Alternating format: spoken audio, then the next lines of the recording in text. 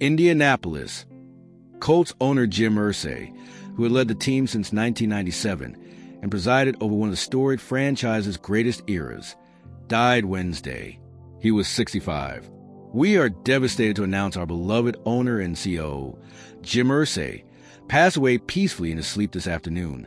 Colts Chief Operating Officer Pete Ward said in a statement released by the team, Jim's dedication and passion for the Indianapolis Colts, in addition to his generosity, commitment to the community, and most importantly, his love for his family, were unsurpassed.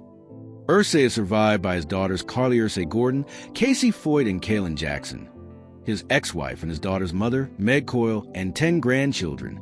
Irsay Gordon, his eldest daughter, is seen as the most involved in team operations and took her father's place during his NFL suspension in 2014 after his DWI arrest. We were deeply saddened to learn of Jim Irsay's passing today.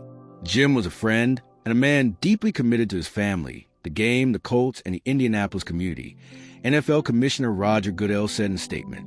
He led with integrity, passion, and care for the Colts players, coaches, and staff, and his courageous work in support of mental health will be a lasting legacy. On behalf of the entire NFL, I extend my heartfelt condolences to Jim's daughters and their family. Rarely when you start a franchise do you hire a Hall of Fame quarterback, Hall of Fame head coach, and a Hall of Fame general manager to be with Tony, Bill, and Peyton Manning. The team added Edgerrin James, Marvin Harrison, and Reggie. And to his many friends throughout the NFL. Irsay's health came under scrutiny when he was hospitalized after first responders found him unresponsive in his bedroom in December 2023, with police characterizing the incident in a report as a suspected overdose. The next month, after Irsay was not seen publicly for multiple weeks, the Colts said in a statement that he was being treated for a severe respiratory illness. Irsay had made a few public appearances in the years since those incidents, but he had not been seen much lately. He did not attend the NFL's annual meeting in Palm Beach, Florida, in March, nor the league meeting in Eagan, Minnesota, this week, and he was not believed to be present during last month's NFL draft. Earlier Wednesday, he had posted his support for the Indiana Pacers and owner Herb Simon ahead of their opening game of the Eastern Conference Finals against the New York Knicks, writing on social media, "Go Pacers. Good luck to Herb, the entire Pacers organization, and our city." Pro Football Hall of Fame quarterback Peyton Manning, widely considered the greatest player in Colts history, was among those to mourn Irsay's death. "I am heartbroken to hear about Jim Irsay's passing," Manning posted to social media. Have you actually ever overdosed? Oh yeah, one time I was trying to detox myself, and the doctor goes, Jim, you're one lucky man, because I had signed virtually the death certificate. He was an incredibly generous and passionate owner, and I will always be indebted to him for giving me my start. Destination. This journey, keeps going, and I'm all in for it. In the NFL, his love for the Colts and the city of Indy was unmatched. His impact on the players who played for him will not be forgotten. My thoughts and prayers are with his family and everyone in the Colts community. He will be missed. Jim, rest in peace, my friend. Irsay assumed principal ownership of the Colts at 37 years old after the death of his father, Bob, and following conclusion of a legal battle with his stepmother. He became the NFL's youngest owner at the time, but would grow into one of its most influential during his stewardship of the club. Irsay had been a prominent member of the NFL's Finance Committee and chaired the Legislative Committee. Even before assuming sole ownership in 1997, he was deeply involved in league matters.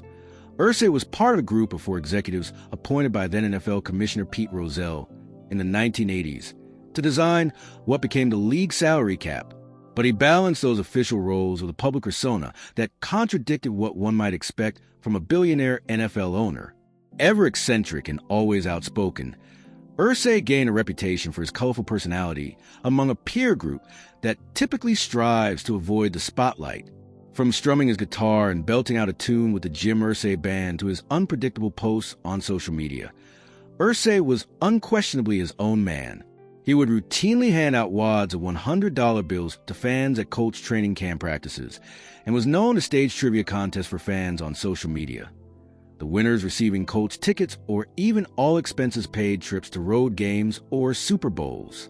In an era in which NFL owners are increasingly involved in numerous other industries, Irsay was an NFL lifer whose team was his most important asset. He had been around the league so long that he held treasured memories of rubbing shoulders with quarterback Johnny Unitas while hanging out in the locker room as a kid in Baltimore. That perspective is perhaps why Irsay's admiration for the architects of the NFL was always clear. He was one of a handful of league owners whose presence spanned past and current generations. "I was taught by those that came before me," he once said before dropping the names of legendary owners: Wellington Mara, Lamar Hunt, Dan Rooney, and even George Halas. "It really taught me to be a steward." Irsay oversaw a prolific period of success for the Colts. Indianapolis is the 6th winningest organization in the NFL since Irsay officially became owner. That success followed a period of sustained futility, with the Colts suffering the 8th most losses in the league from the time Bob Irsay moved the team to Indianapolis in 1984 until the younger Irsay assumed control. Under Irsay's watch, the Colts advanced to 2 Super Bowls, winning Super Bowl 41 after the 2006 season. Perhaps the most enduring image of Irsay is a photograph taken that night, February 4th, 2007. In it, he is holding a Lombardi trophy high in his right hand, oblivious to the falling rain, basking in the franchise's greatest moment in a generation. Irsay spent many of the intervening years dreaming of another Super Bowl victory, only to fall short. He said repeatedly in recent years that he sensed a run that would culminate in multiple championships was beginning, only to see that dream dashed by myriad obstacles.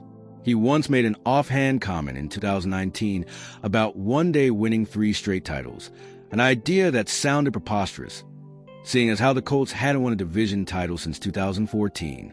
But he defended the statement thusly: "When I said 3 in a row, that's because how can you get up and go to work without accepting wanting to be the absolute best? No other thinking makes sense to me."